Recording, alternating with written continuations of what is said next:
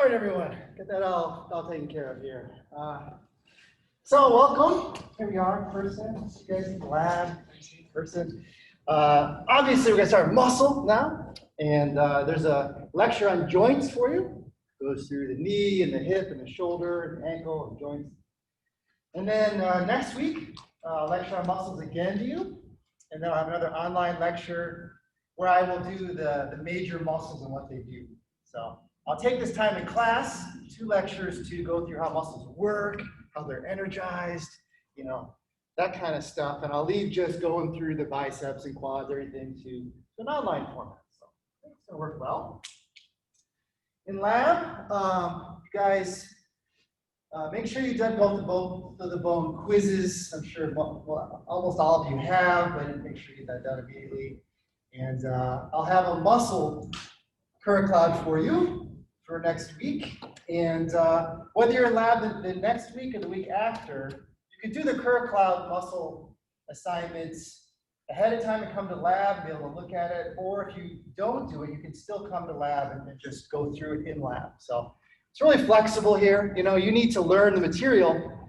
And I'm not really a stickler. It doesn't matter. People are doing kind of different things, whatever works for you. So the next 2 weeks in lab will be muscles. You guys, whether you're cohort A or B, you can do it, learn it online, and then learn it by looking at models in lab.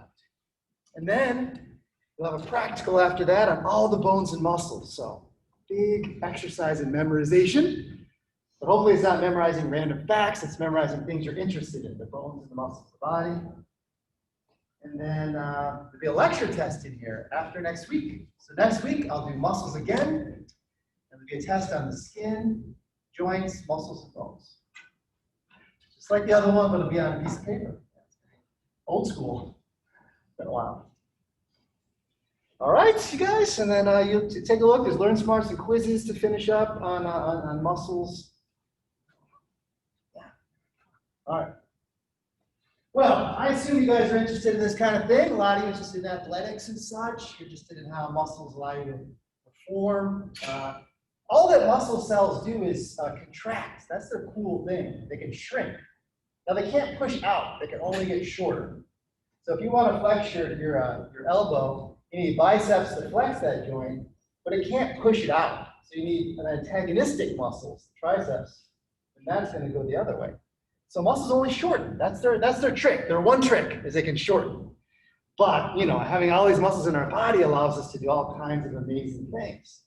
And you can pick up, you know, a Q-tip or a teacup, and you can pick up a bowling ball, and you can do it the same smoothness. So I'll talk about how you can do that, how you can make your muscles proportional to power to what you need.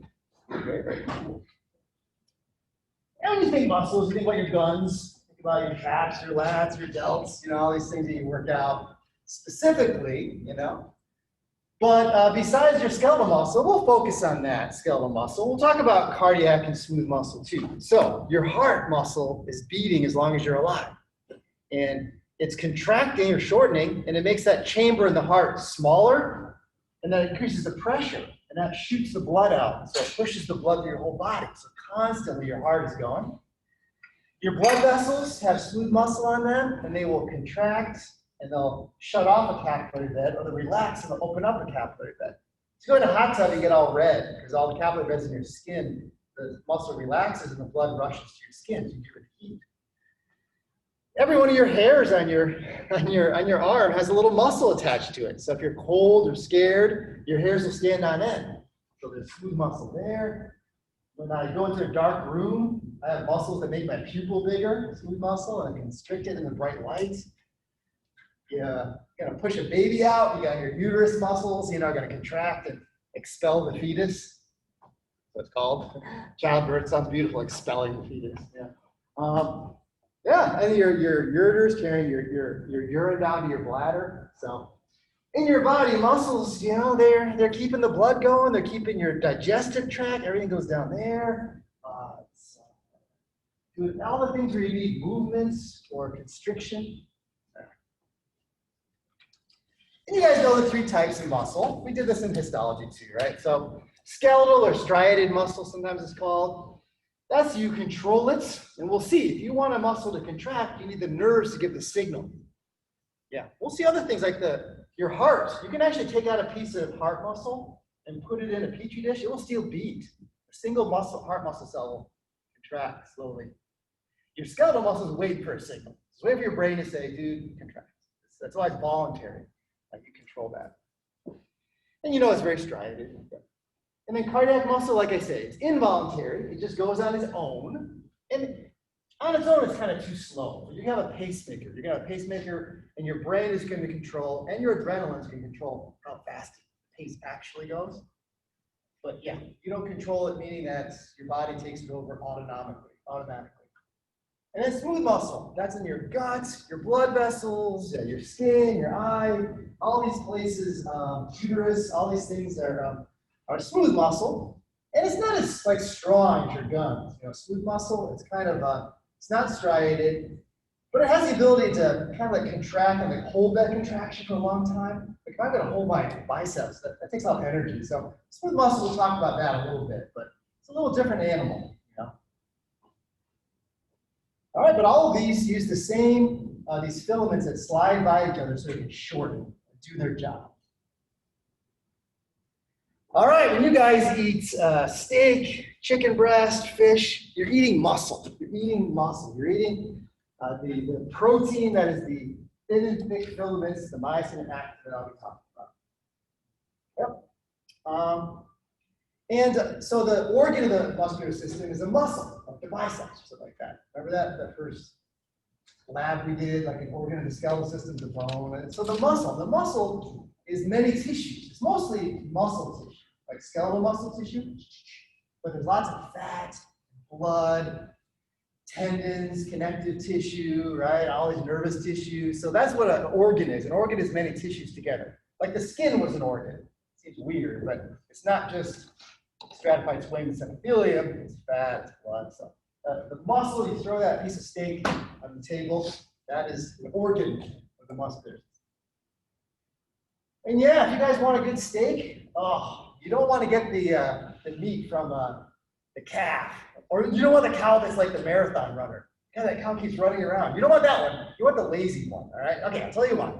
If you want a nice juicy steak, you want muscles that aren't used as much and have a lot of fat invested in it. So then when you put it on the grill, that fat will dissolve and make it juicy and more tender. You know? So generally the best steak in a cow or a deer is along the backbone. It's not like on the shank. You know, it's used a lot. So you can see here the filet mignon, probably the most tender piece of steak right there. And then you get a whole T-bone if you include the vertebrae. This is a transverse process and spinous process. You guys know the stuff. And here's the muscle that lays along the back. That's the most delicious right there. You get stuff from other places, you can make hamburger out of it, but this is posture muscles like that along our back are the most tender and delicious. I'm making some of you vegetarians like queasy. And you're eating meat, you're eating muscle. You're just eating a muscle from the animal. And then we digest it, and it has all the amino acids, essential amino acids. So vegetarians, talk about diet. They need to worry about missing some amino acids, but this is a complete protein. And has a lot of iron in it because of the blood, things like that. So it's easily digestible. All right, well, you guys know tendons and ligaments. The difference, just make sure you know, a tendon connects a muscle to a bone. So these are both made out of the same material. If you look in the microscope, same thing. So here, that's what you call Achilles heel, Achilles tendon. It's also called tendocalcaneus. Your heel bone's the calcaneus, right? And here's a whole bunch of ligaments. Ligaments go bone to bone. They help strengthen your joints and, like tether bones together. But if you look, they're both dense, regular connective tissue. Look in the microscope, they're all wicked, tons and tons of collagen fibers with a little bit of cells in there, but no blood vessels. So tendons and ligaments do not heal very well. Your bone is bloody. The bone heals pretty quickly, but tendons and ligaments, it's almost non-living. Like I'm looking at these tendons at my wrist here. It's just collagen and some elastic fibers, man. So you tear that, it does not heal very well. God, look at all the ligaments in the foot. Oh my God. And the names aren't that tough, actually. If you guys ever get into this, you can see it's just named, if you know the bones, it's just the ligaments that are between the bones. So coracoacromial ligament, you guys don't go through the coracoacromial process. Yeah, the names are not, they look big, but if you know the bones, you know the names. Yeah. So these ligaments are going to connect the bones, you know, and if you sprain your ankle, let's say you roll it, you kind of invert it, you're going to like strain these ligaments on the outside of your foot. Again, hard to feel. All right, some more terms. In gross anatomy, we talk about fascia. It's also it's a name for something on your house. It's like below the gutter is the fascia. Yes, what the house is. But in anatomy, fascia is going to be connective tissue, and we've got the superficial fascia is kind of fatty under the skin, and then the deep fascia surrounds the muscles. So if you were to dissect an animal, human, whatever, you cut through the skin. The dermis is pretty thick, a leathery dermis. Then it's a bunch of fat, right? Fat under your skin. And then you'll all of a sudden see the muscle. But it's underneath this saran wrap. And if you cut that, you need a scalpel, it's really tough. Then you see the muscle. So all your muscles are enveloped by this fascia, called fascia. And it's just a dense connective tissue that takes all the bundles of muscle and bundles them up. We'll talk about how wicked and strong it is. You know tendons. And then aponeurosis is a term. The Greeks saw this and they thought it was a nerve mistakenly, so neurosis, but it's a big flat tendon. And aponeurosis is the big flat tendon. And we have one over our head that we'll look at when we do muscles next week after. Obviously, you also have, for those runners, you have a plantar aponeurosis underneath your feet. You have a palmar aponeurosis. So these muscles just kind of spread out and there's a sheet-like tendon there. Aponeurosis here. So aponeurosis is a big flat sheet. So we'll talk about a couple of those. Yeah. Oh, here's a good picture here. You can see that picture there? It reminds me of packing tape. You know, you get that tape, but it has little strings in it, so it's really strong. So this is what it looks like when you cut away the fat under the skin, and there's muscle underneath it. And so we'll see how this deep, like wrapping around the muscles, is going to make the muscles in your limbs, especially, know your limbs here. It's going to make it compartmentalized. Yeah, compartmentalized. I'll show you that. Yeah, here we go. So imagine you cut through your calf. And y'all, hopefully you can orient yourself. These transverse sections are weird. When you look at this, like cut this way, it's weird. But when you look at this, you notice this big bone is going to be your tibia and your fibula. See the tibia is right, your shin's right into the skin. And where is the most of the muscle in your calf region? Well, it's in the back, right? Your gastrocnemius and soleus. So you can see the calf muscles are huge for standing up on our toes. Yeah? And then in front, we have some muscles too to lift up the foot and the toes, smaller muscles. But all of them are separated by this really tough fascia, this really tough membrane. And the issue that we have with this, it actually helps get blood back to your heart. You guys were talking about this, but your blood pools, gravity makes it really hard for the blood to come from your feet back to your heart, especially if you're standing. That's a real issue because it's lost all its pressure and it's hard to get back. So the valves in your legs, people get varicose veins and such, have valves to keep the blood kind of coming back to your heart. But by having these compartments, when you move, it actually squishes the blood in those vessels. And because there's valves, it kind of helps bring the blood back up. So having compartments like that are tight, when the muscles contract, it helps return blood to your body, to your heart. But the issue is if you overuse these muscles, if you overuse them and the muscles start swelling, or if there's any bleeding in there, there's no freaking room for expansion. And that compartment, if there's pressure in there, let's say you overwork your tibialis anterior and this pressure, it's going to press on the nerves and hurt like hell. And it's going to press on the blood vessels, and it's going to keep blood from coming in. So blood vessels come in to serve that muscle. Imagine there's tons of pressure, the blood's like, hell no, it's too much pressure, I'm not going that way, I'm going to go somewhere else. And so you have this compartment syndrome or issue. And hopefully you just get the swelling to go down and it's cool, but if it's, you can't release that pressure, they'll do a fasciotomy. You're going to cut the fascia, it'll release that pressure. They do that too in my world when you get a rattlesnake bite sometimes or a viper bite. Your arm will swell up one of those hot dogs in the grill that swell and they burst. And to prevent that ripping and bursting, they'll ahead of time make that cut just to do that. It's controversial whether to do that or not. So, but yeah, that'll help release the pressure. It's the same thing with this. So because it's in compartments, you can see like this in your arms and legs. It's mostly a leg issue. That any kind of pressure will. It's a big issue because it doesn't give. There's no give. It's so tough. All right. Well. You guys recognize it. Here you go. You know this. You know it's skeletal muscle, striatal muscle. Yeah. And now we'll get into it. We'll talk about why these are such big cells. My God, look how huge that is. It's like multiple nucleus. Each cell has like dozens of nucleus. And the answer to why that is that when this develops skeletal muscle, it's actually early on, it's a whole bunch of cells that meld together. That's why you can have these big muscle cells with many nucleus, right? Because normally cells have one nucleus, right? So these developed early on from many cells. So that's the answer to why. And then these muscle cells, like this is one muscle cell. See how wide it is? They just devote their lives to packing it with these thin and thick filaments that are sliding by each other.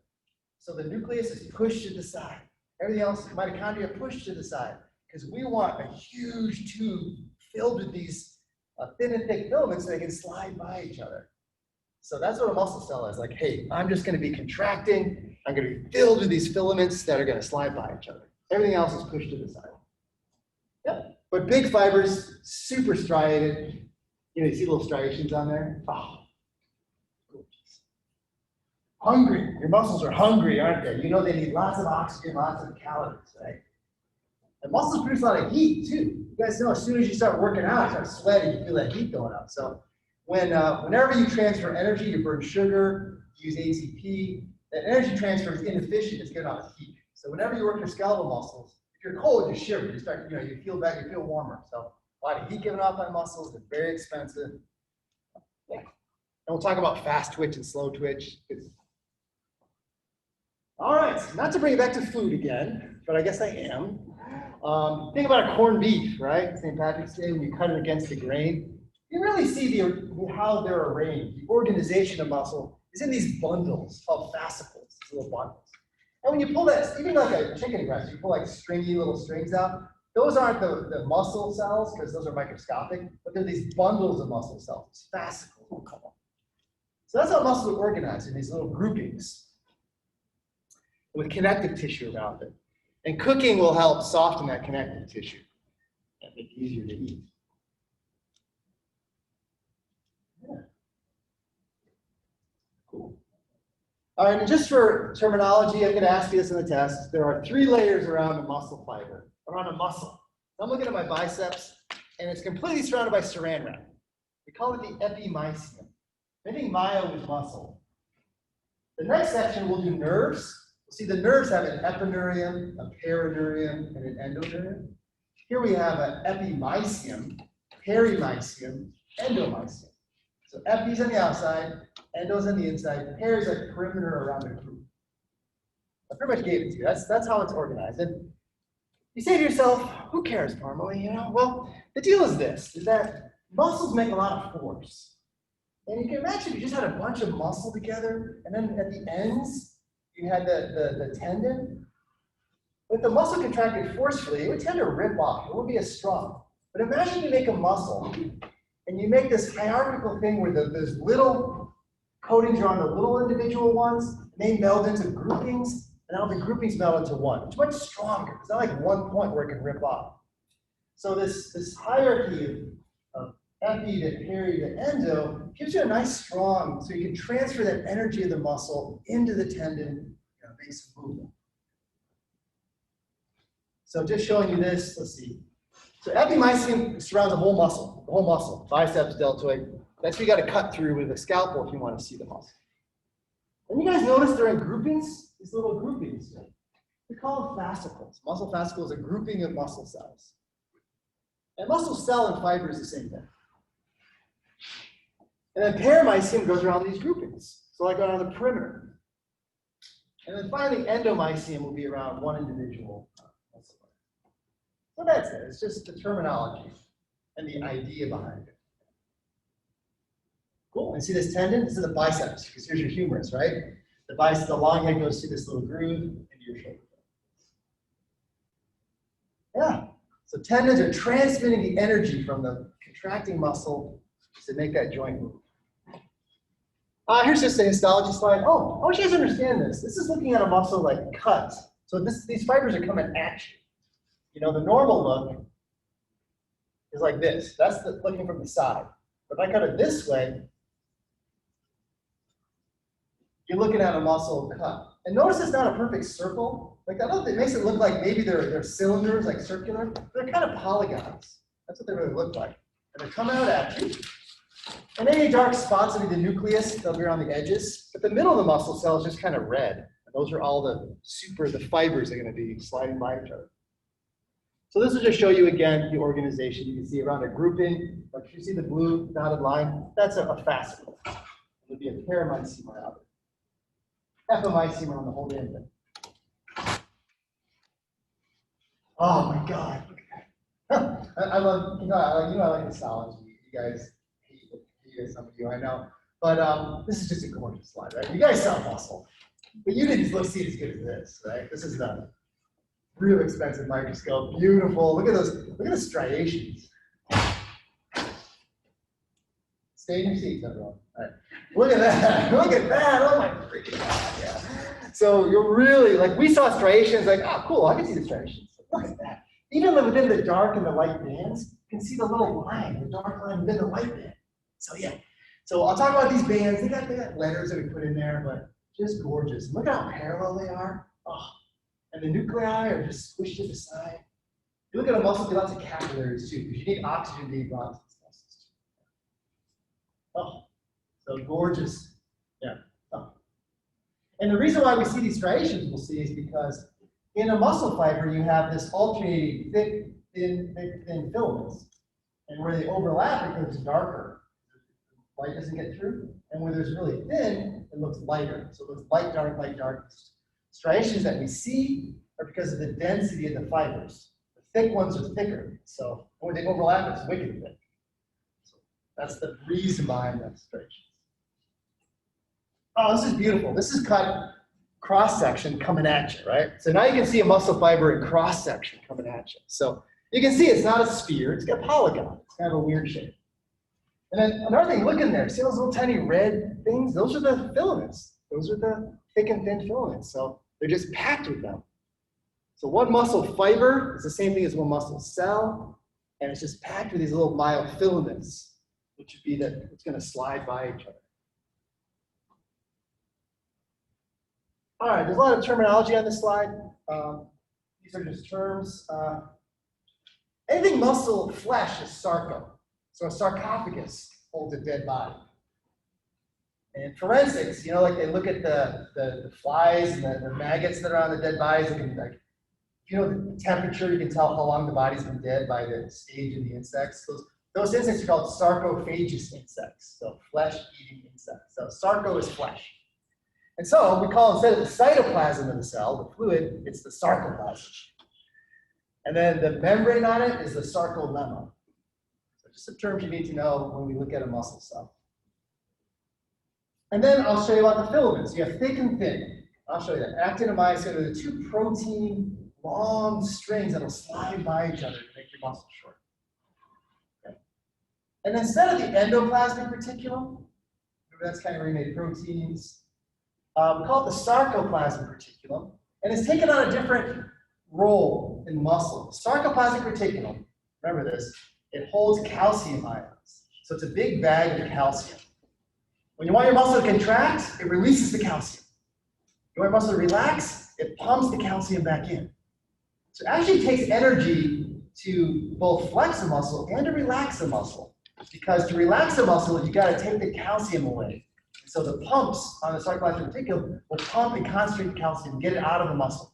So as long as the calcium is in the sarcoplasmic reticulum, the muscle can't contract. But as soon as the nerve signal comes, it releases it. All these pores open, the calcium washes over, you got contraction. So the SR holds calcium. And then the transverse tubules, or in the business we call it T-tubules. Now there's no business, but I just call it T-tubules. they take the signal that comes from the nerve, and they, instead of just like slowly going over the surface, there's these tubules go in deep in the muscle so that the whole muscle contracts at once. So T-tubules speed up the signal by making it go in deep and send it. So T-tubules are like a signaling system. Cool. And then I look at this picture, and I can also see that there's kind of this triad here. See these things where in the middle is a T-tubule, and on either side is like part of the sarcoplasmic reticulum. So imagine the signal coming out of the T-tubule. Right next door is the sarcoplasmic reticulum. It's like, dude, I hear you, and release my calcium. So the signal comes in, SR releases this calcium muscle. Yeah, a cistern. You ever lived in ever had a cistern? It's a big cement thing where you get your water delivered and pump it there. Maybe that. So the cistern just kind of gets bigger along these T-tubules, just holding that calcium. All right, so some terms. Let's see. All right, let's get serious. So this is what causes the contractions. This is the thin and thick filament. So in the middle is the thick filament, and the protein is called myosin. Oh. And then you can see it has those heads. There's those heads that come out. The myosin in the middle. And those heads, if you give it energy, it will cock its head back. And then it's just waiting. And then it'll release it called the power stroke. It'll attach and it'll slide that thin filament past it. So these heads of the myosin, if you give it ATP, energy, you can cock it, kind of like a rubber band, like stretching it, and it's ready to go. So that's what the myosin is, the middle. It's a whole bunch of protein, it's big, it has these heads that can move. And the actin is the thin filament. It looks like two chains of beads. And they're twisted around each other. So that's the actin. And then two more proteins you need to know. If you notice on the actin, it has those little circles that are kind of hidden. These little circles are kind of hidden underneath that rope. Those little circles are the sticky active sites that the heads of the myosin want to stick to. But they can't stick to it if that rope is in the way. So when the rope is in the way is when the muscles are relaxed. And if you move that rope, the muscle will contract because it will expose those little circles. And the head wants to stick to it, but it can't with the rope in the way. So the rope is called tropomyosin. Just have to memorize that. And then what controls the tropomyosin is the troponin. So troponin are these little proteins on the tropomyosin. And guess what binds to troponin to cause the tropomyosin to get out of the way? What do you think binds to the troponin to make the tropomyosin get out of the way so the muscle can contract? I know you guys have been listening the last 5 minutes. You know the answer. What causes a muscle to contract? It's on the periodic table. It's not sodium. Yes. Calcium. Why did you all say calcium? What's going on? Calcium. I'm like, oh, calcium is released from the SR and then it causes the muscle to contract. I said, what do you think binds to it to make it contract? All right. It's okay. It's 8 o'clock. It's 8:30. You guys should be awake. Yes. So calcium binds to troponin. I think it's a question on the test. I put true or false. Does it bind to tropomyosin? It binds to troponin. So calcium binds to troponin. Troponin is stuck to that rope, the tropomyosin, and then calcium goes on it, goes, it moves it out of the way, exposing those sticky sites, and the muscle. I gave you how muscle works there. All right, so these lines, these bands, we talk about the dark, it's alternating dark and light, dark and light, dark and light. And within the dark and light, there's a little line in the middle of it. And so I'll show you what that is, and then we'll take a break. So when you look at muscle, the whole length of it, it's just an alternating thin and thick filaments that are overlapping. And that's what it is. The muscle cells can be huge. So each one of these little units we call a sarcomere. So a sarcomere is one little unit between this line and this line. So whenever you look at striations, every little, between those little lines that we saw, is going to be one sarcomere. See this thin line here? Between there is one sarcomere. So you can see there's thousands of them. All right. And so just terminology, you can read in your book, but the A band and the I band is the dark and the light band. And then kind of important in the middle of the light band is that Z line. You're saying, why is there that line there, that thin line? We saw it in that micrograph. The reason is this. Because, first of all, it looks dark. Like the darkest part of the muscle will be where the thick is. Oh, hold on. Where the thick and the thin overlap. That's going to be wicked dark. The lightest part of the muscle is going to be where you just have thin filaments. Right there. And then within that thin region here, there's a place where all the thin filaments are connected to each other. And you can see these little cross connections. So there's more stuff there, those cross connections. So it makes a little bit of a dark line. It's a little bit darker because there's proteins connecting. So in the middle of the thin filaments and the thick filaments, there's proteins that connect them all together. And that makes it look a little darker. Because whatever those proteins, it's more denser, it looks darker. So this little Z line, this M line, is where the thin and thick filaments have proteins that connect them all together. Yeah, I'm just imagining this. I imagine like these little rods, like in a nuclear power plant or something like that, and they're connected here, and they come together and they overlap. So that's going to be how muscles contract. So I hope you guys understand why it's dark and light, those bands. Because wherever there's more protein, it looks darker. Light doesn't come through. Wherever there's less protein, it looks lighter. There's more light. And then we know the anatomy of it. The thin filaments are thinner, those little beads, so it looks lighter. That myosin is thick, so it looks darker. And then with the overlap, it's going to be the very darkest because it's both thin and thick filaments. And then the lines will be where they're all connected to each other. There's going to be a little extra protein where they connect. Any questions there? Basically, you guys should understand why it looks striated now. Because you have an alternating thick and thin filaments, and when they overlap, it's going to look really dark. All right, we need a break, man. It is, we're talking for 35 minutes, I'm sure. Yeah, well, I had a little, oh, it was a little bit late. Okay, 32 minutes. Okay, so it's 8:38. Let's take a 4-minute break. Talk among yourselves, stretch.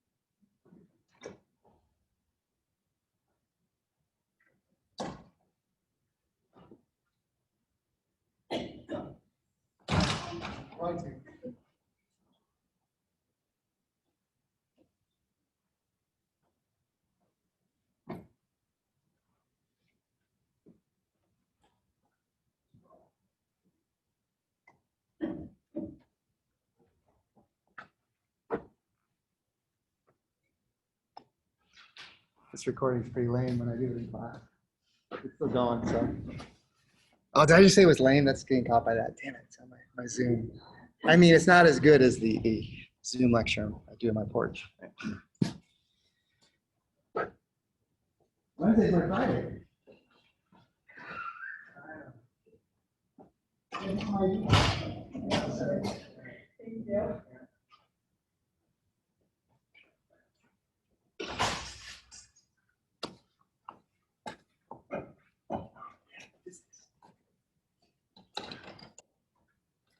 I'm ready to go. You guys gotta listen to me. Hour and a half.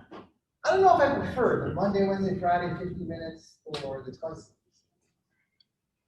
I don't know. Benefits and pluses and minuses. I kind of like it spread out a little because it's a little shorter attention span. It's kind of long, you know. It is what it is. It's what it's going to be.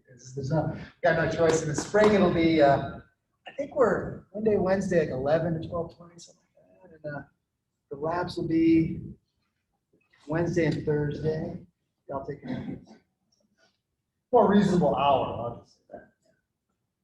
All right, so muscles, you guys, like, I mean, you can look, you can study the striations. You know that, you know, the thick and thin filaments and the light and dark bands. So some terminology given out there. I told you basically what muscles do. Now I'll show you why physics is important. You're like, oh man, I want to study, you know, whatever you want to study, athletic movement, things like that. You know, chemistry and physics. I mean, chemistry, we'll see. It's all right. You got to know some basic chemistry. Not a lot. That on take two. All right. Like I took organic 1 and 2, yeah. Anyway, but I haven't used that a lot in my life, even teaching you guys. But physics, if you're gonna like study sports performance, anything like that, I mean, it's all about the movement. I mean, maybe you don't have to know the electricity and the stars as much, but looking at torque and angles and levers, things like that. That's what it's all about. And people that are, you know, elite athletes doing, you know, discus and like that. I mean, they have people that are looking at every movement, right? They're looking at every foot placement, every energy you want to transfer to throwing that thing. Yeah, look at that, physics. What about levers? All right. Well, if you want to move something heavy, you all know you can do it with a really long bar. Who was it that said, with a big enough lever, I can move the world? You guys aren't going to help me, are you? I know you're not going to help me. You can Google that quick. Someone Google that? With a lever big enough, I can move the world. I think it's Archimedes. That sounds really heavy. But that is the deal. And you know how it works, right? A big, long stick, and then you get the fulcrum close to the car, and you can lift the car. It all has to do with the in lever and out lever. So you transfer this energy, and if you have a lever, you can really make things move. That's what your joints are. Muscles are moving across joints. Is it Archimedes? Archimedes. Woo! Yes, liberal arts education. I took physics. Yes, all right. All right, yeah. So Archimedes is a lever guy. I know that does. All right, so yes, and so your biceps here, let's think about that. So you have the weight is at the end, so you're lifting up a weight. And obviously the fulcrum is your elbow joint.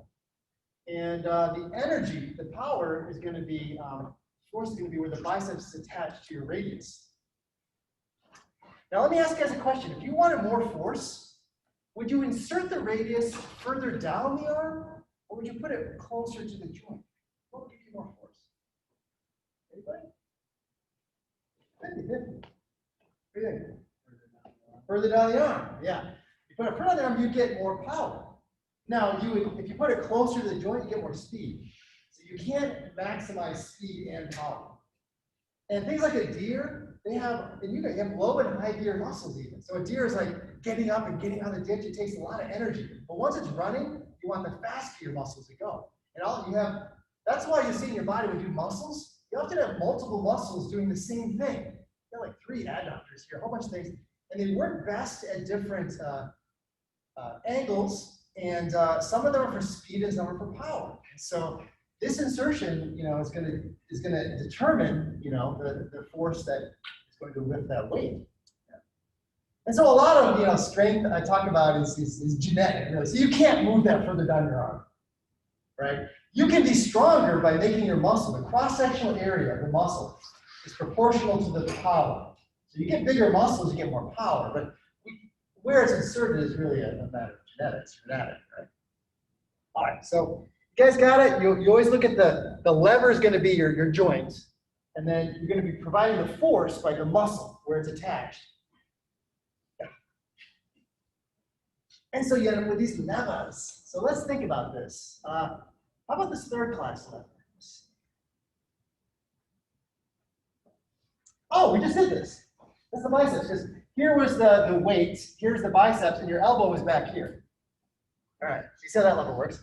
How about that middle one? You said there's a real, what do you guys think? I know you can look at your PowerPoint, but where is the weight in the middle, and then the force is behind?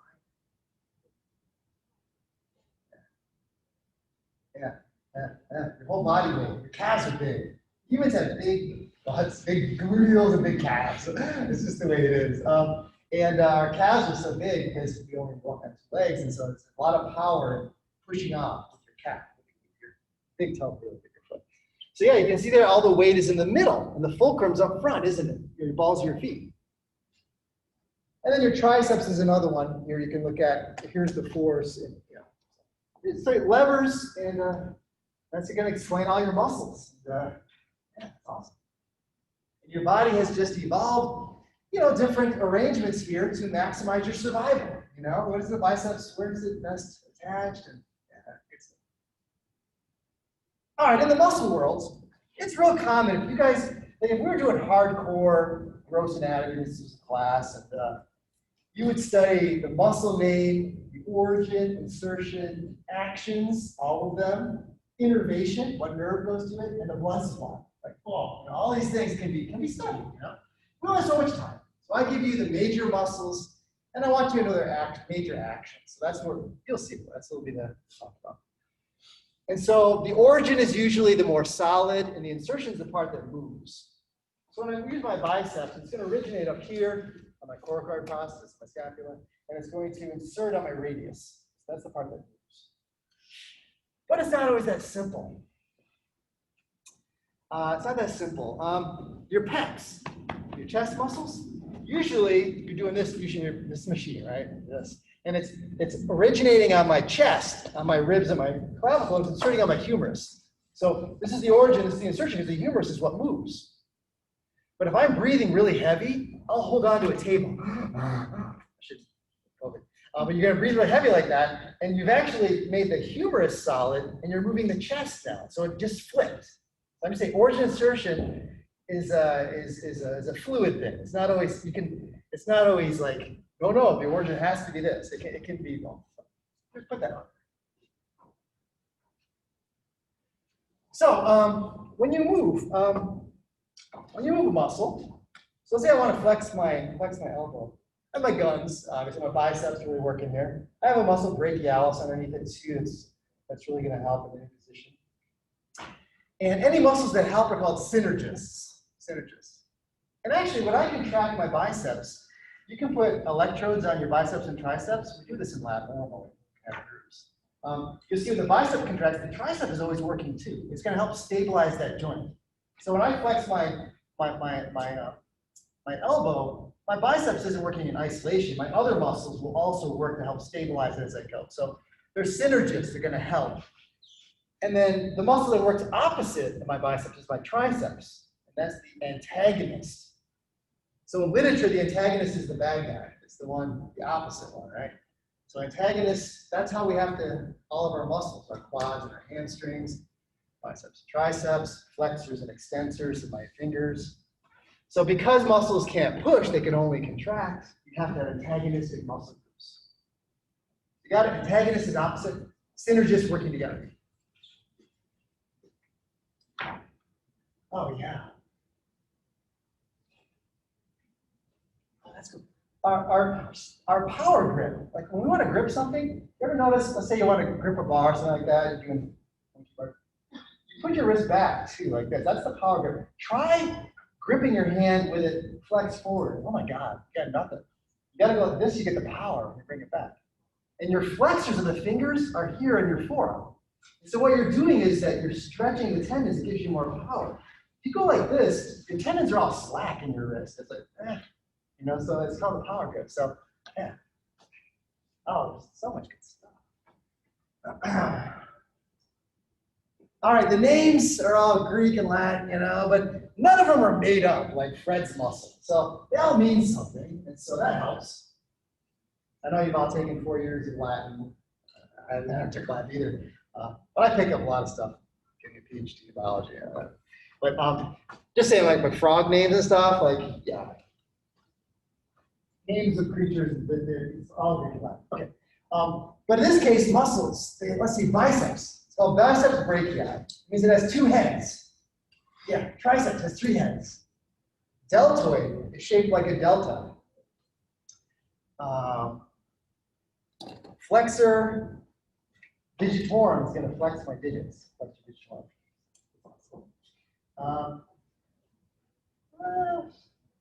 What else I got up there?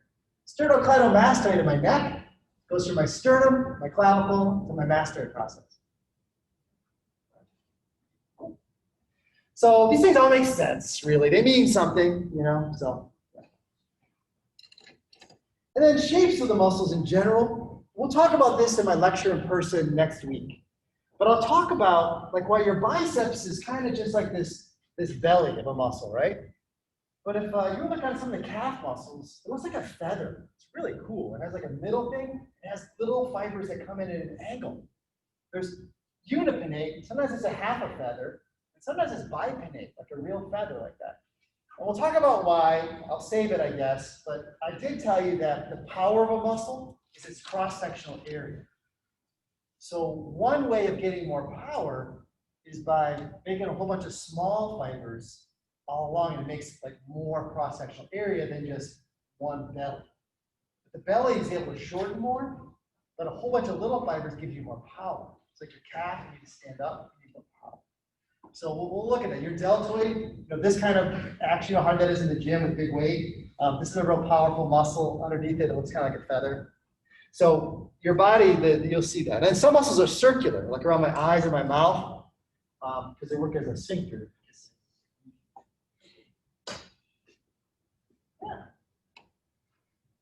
All right, look at that, calcium. That's calcium. See that? Calcium comes in, it binds to troponin. Tropomyosin is being pushed out of the way. The myosin heads are going to attach to the actin. It's going to powerfully move it, and then ADP comes in. All right, go home. Now, I'll give you a little more, give you some detail, but that's basically the physiology of how the muscle works. Yeah. And we'll spend some time, I'll talk about how the ATP in your muscles, that only lasts like for seconds, and it's gone. And then you guys working out at the gym, creatine phosphate actually works into there to help give you some more power, and then you gotta start burning sugars and stuff like that. So yeah, here we go, actin and myosin. The actual actin and myosin don't change length. They don't change length, but they slide by each other. And if you have thousands and thousands of sarcomeres, all of them are shortening, the whole muscle is going to shorten. It's impressive. So it's like a whole bunch of little things, all of them shortening is going to make a muscle shorten visibly. Yeah, and experiments in physiology. Remember I took animal physiology and we cut a calf muscle out of a frog, put in some saline solution and checked electrodes and watch it jerk, you know. Oh, we would pin it, right? We'd like scramble the brains and then make it twitch. Yeah. Oh my God. All right, you guys are thinking I'm making half of this stuff up, right? Or your book is, right? Like thin and thin filaments and thick filaments, you know. What proof is there? This electron micrograph of a cross-section of a muscle. And so it's so zoomed in, you can see the big circles are the thick filaments. And look at the thin filaments. It's just a gorgeous arrangement, just perfectly arranged. And that's what's going on is they're sliding by each other, like in and out of the screen. So when you look at it, oh my God, the whole muscle is all these thin and thick filaments. Yeah, beautiful, beautiful picture. And when it does contract, you can see that it's going to get shorter. And so some of these bands will contract. Cool. All right, so what tells a skeletal muscle to go? It's waiting for a signal, ultimately from your brain. So if I want to lift a weight in the gym, my cerebrum, my brain is going to send the signal. It's going to go down my spinal cord. It's going to go down to my neck. My neck spinal cord. And then through the intervertebral foramen, spinal nerves will come out here into this brachial plexus in my armpit. And it's going to go, and on the muscle fibers of my biceps, this is a close-up. One nerve does not go to one fiber. One nerve goes to thousands of fibers in my biceps. So they branch like crazy. And each nerve and all the fibers it goes to is called a motor unit. That's one motor unit. It's going to be the nerve and all the fibers it goes to.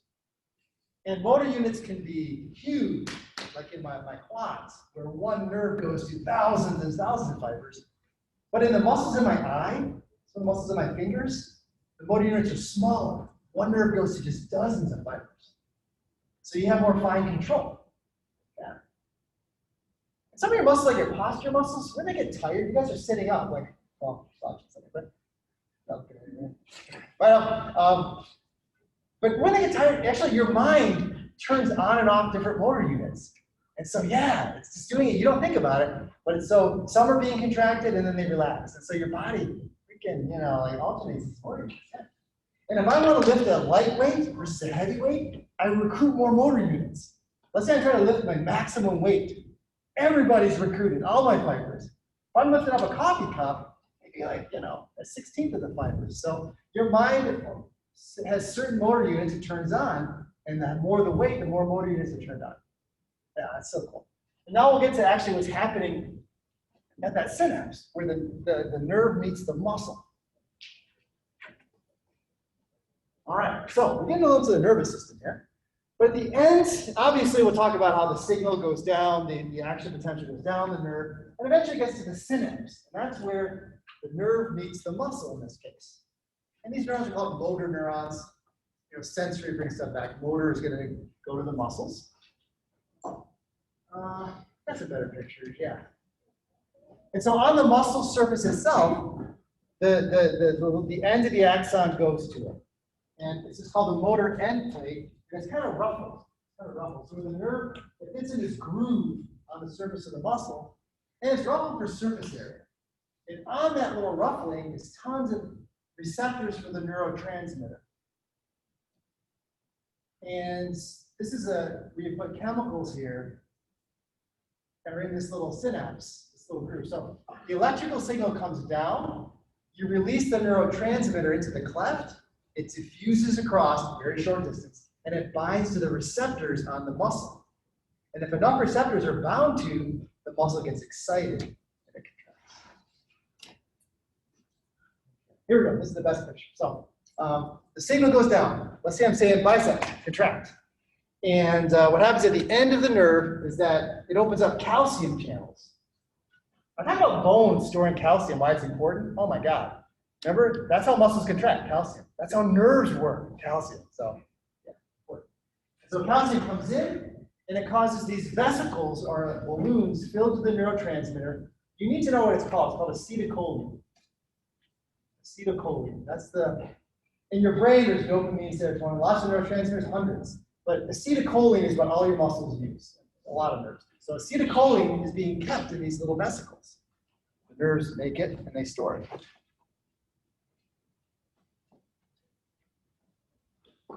It's dumped into that cleft, called the synaptic cleft. It's a very short distance. And then there's acetylcholine receptors on that motor end plate, on the muscle. Yeah. And the acetylcholine will bind and it will open up these channels. And what happens is that the muscle membrane becomes depolarized, like it changes from negative to positive, and that's the signal. And then it spreads out, goes down those T tubules, and it releases the calcium so the muscle can contract. So the original signal came from your brain, and then it turns into a chemical signal, acetylcholine, and then it depolarizes or excites the muscle and makes it contract. And there's all kinds of nuances here that's awesome. Like this acetylcholine that's released, it has to be degraded and recycled. And there's drugs that will inhibit that. The enzyme that breaks down acetylcholine is called acetylcholinesterase. It breaks it down. And if you inhibit acetylcholinesterase, your muscles are super excited, right? Or if you block the acetylcholine receptors, your muscles become paralyzed. Because the signal comes, but no one's listening. So you can see, synapses are where drugs work. Right in there, we can do excitatory or inhibitory drugs, because we can fool with the chemistry. That's what drugs are, chemicals. All right, let's see. Yeah, I think I told you this. So acetylcholine is the first step in muscle contraction. It's released from the axon. It binds to receptors on the muscle. Then the signal, it's going to open up sodium channels, allow sodium to come in, it's positively charged. It's going to make it go from negative to positive. It's going to spread out over the muscle. The T tubule's purpose is to send the signal deep in the muscle, and then the sarcoplasmic reticulum releases calcium, blah, blah, blah, muscle contracts. Oh, so I'll talk about 3 diseases. Yeah, for some reason, this is A&P, and I also taught this summer pathophysiology, where I kind of reviewed A&P quickly and then went to diseases. So, God, I taught it in 6 weeks, beginning of the pandemic, middle of the pandemic, I guess. Yeah, there's a lot of diseases out there. And but I introduced these because it makes things interesting and it makes application of what we're talking about. So, yeah. But pathophysiology, if you want to take that class, is all diseases. So, anyway, here's a disease, myasthenia gravis. Gravis means grave, or there's an issue. And in this case, it's an autoimmune disease. An autoimmune disease is where you attack yourself. So rheumatoid arthritis, lupus, like a lot of autoimmune disease. And in this case, you're attacking your own acetylcholine receptors. Why would you do that? We don't know why. It's dumb. But you attack your acetylcholine receptors. So imagine at a muscle, instead of having the normal amount of acetylcholine receptors, you got like a third of them. So you're sending a signal from your brain, your muscles take a lot more to get them excited.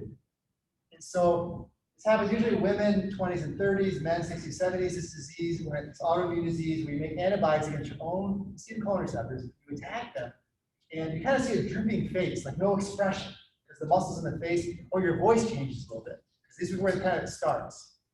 And from there, you just have weakness, because your muscles, the signal, your brain's telling them to go, but the receptors, the acetylcholine's fine too. There's not enough receptors, yeah. So again, there's no cure, but what you can do is you can take the blood out and get rid of those antibodies that are attacking. You can suppress the immune system with steroids, and you can also get rid of acetylcholinesterase. You can at least tamp it down, get rid of it so that the acetylcholine is there longer and has more chance to work. So myasthenia gravis, autoimmune, you're attacking your acetylcholine receptors. Botulism, you've all heard of this. And we're using Botox now for cosmetic purposes. It's used for migraines too. But it's a bacteria, anaerobic bacteria, lives without oxygen, that makes this toxin. It's botulism toxin. It's deadly. It was used in warfare too. It's yeah, you get botulism poisoning. I don't know the statistics, but you could die. I mean, it's really deadly because what happens is that it paralyzes your muscles. In this case, it does it by preventing release of acetylcholine. So the signal goes down to the nerve, and there's plenty of receptors, but you don't release the acetylcholine. So your brain's like, go, go. And the ends of the nerve's like, I don't feel like it. And so it's eventually affect your breathing muscles. So botulism, you guys, you should worry about with canning. If you see a can or home canned goods and it's like popped out or whatever, the bacteria live without oxygen, so they live good in canned goods. And just throw it out. Don't take a chance. It tastes weird, I'll eat it. No, don't do that. You're gonna die. So yeah, so botulism, that does that. All right, one more disease for you is polio. You all heard of polio.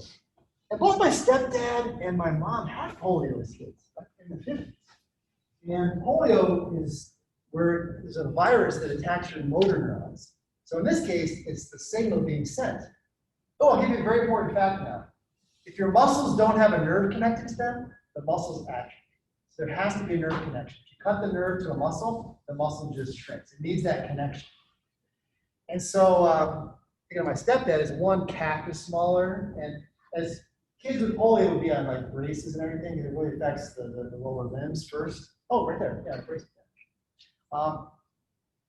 And in the summer in the 1950s, it was the scariest thing. If your kids started coughing or something, that would be COVID. Back then it was because they had polio, because the prognosis is horrible. The kid is going to be sick and maybe end up in a wheelchair or end up in an iron lung. And we had nothing. There's no cure. It's this virus, right? And viruses are hard to cure. But luckily, we came up with a vaccine for it. I got polio vaccine. Oh, do you guys get polio vaccine? Yeah, polio. Yeah. I don't know about it. I know, but I remember.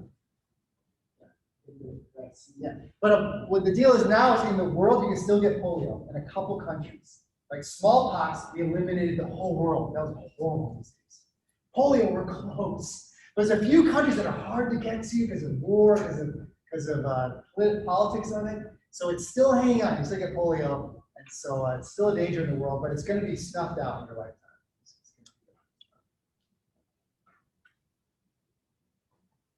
All right, you guys got it? You know what polio is, you know what botulism is, and you know what myasthenia gravis is. All right, cool. All right, I think I'm going to, this lecture, we're talking now about muscle contraction.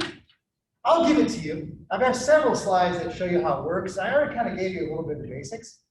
And then if you don't get it, you can email me, read your book, all kinds of YouTube videos, but it's a little confusing, and some of you are bored because you know it, but how the muscle contracts. I'm just going to go through it with several figures, and you guys need to be able to tell me this on the test. So again, you guys know, here's the actin, is these like this long beads, this long beaded necklace here. And you see the rope. The rope is tropomyosin. And then on the rope is troponin that has calcium receptors. So if there's no calcium in a muscle, the muscle doesn't contract. If there's calcium, the muscle is going to be contracted. Because the rope is hiding those binding sites for the heads of the myosin.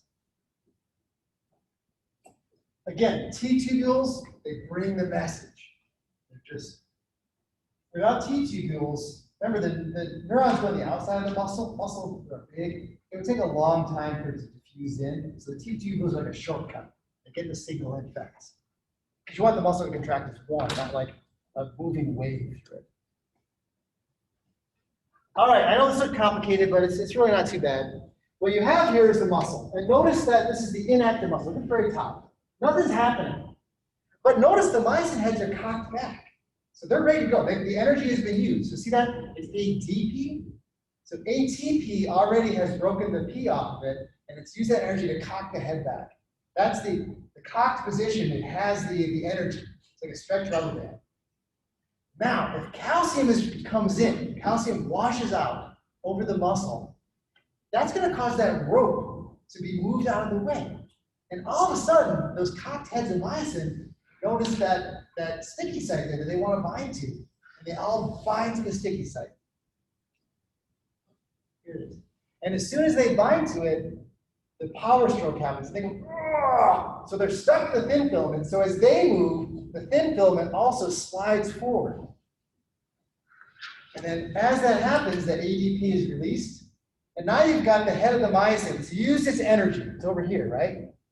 And nothing would happen unless ATP comes in and binds to the myosin head, causes it to release. Then the ATP breaks and it cocks the head back again. And if there's still calcium, it can go again. So it goes like really quickly if there's calcium. If you remove the calcium, it's like, it can't bind anymore. I did that kind of fast, didn't I? That was kind of weird. All right. So yeah, you can see the steps of it. So you need ATP in order for it to release. The ATP breaks and that's going to cock the head back. It's using the energy in ATP. And it can go again, as long as there's calcium. You suck the calcium out, it's done. You're done. So that's why it takes energy to both contract a muscle, because you need it to cock that head back, and to relax it because you need ATP for the pumps that are going to pump the calcium out into the SR.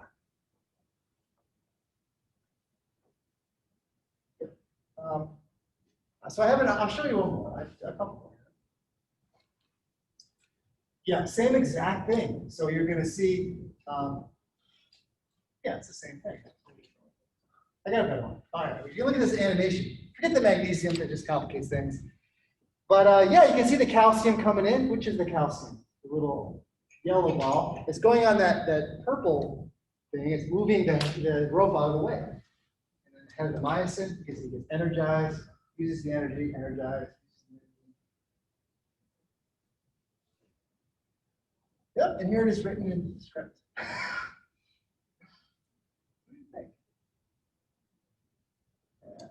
So what would happen if you die? What happens when you die? You have rigor mortis, right? Like, as soon as you're dead, you move your limbs. But if you wait, like, how long does it take rigor mortis? It's a short period of time, and then all of a sudden the limbs are like, can't move on. And that is because when you're dead, you don't make any more ATP, right? But you have so the calcium that's being held in the SR just leaks out. And so you're going to have the active sites, the heads are going to stick to it, but without ATP, they can't disengage. ATP causes it to disengage and cock back. And so you end up with muscles that are rigid. And then after a couple of days, bacteria decompose it. But there's a period of rigor mortis because when you're dead, you don't make ATP. You're done making the energy, and you need ATP to release the head. That helps you remember that. Yeah. And so as long as calcium, bam, you keep going, going, going. As soon as you remove the calcium, then the rope covers those active sites and you're done. And ATP is going to cause it to disengage and cock it back when you break the ATP up. So these are the steps. Yeah. You can play these on. I'll let you play these on your own, but there's a couple animations that you can do to help you study. All right, so I guess I have acetylcholinesterase. You need to know that, I guess. So you need to know acetylcholine is a neurotransmitter, acetylcholine. If you see acetylcholinesterase, you're like, oh, that's the enzyme that breaks down acetylcholine. And without it, you'd be constantly excited, right? So you have to break it down and then allow it to rise. Calcium, I mean, that's it. You need it for the synapse and the nerve, and that's what makes the muscles contract, calcium. And you need ATP, you need energy, right? Otherwise, you don't disengage the head, you don't cock the head. So calcium, ATP, yeah. Oh, it's okay, it's the black screen. That means we're done. Oh, a little early, but it's okay. That's okay. All right, you guys, have a good weekend.